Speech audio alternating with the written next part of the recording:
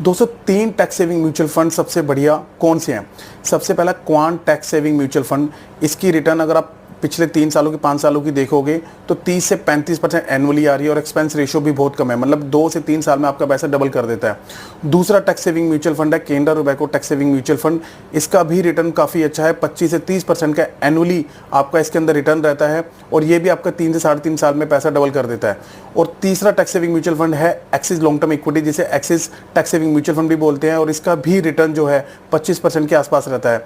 तो दोस्तों ये 3 टैक्स सेविंग म्यूचुअल फंड्स हैं, क्वांट, केनरा एंड एक्सिस, जो आपके टैक्स को अच्छे से सेव भी करते हैं और आपको मतलब 1.5 लाख के जो 80C के अंदर एग्जम्पशन मिलती है उसके अंदर डिडक्शन भी मिलती है। और इक्वली जो इसके अंदर जो रिटर्न्स हैं आप देखोगे 25, 30, 35% के आसपास की आती हैं एनुअली।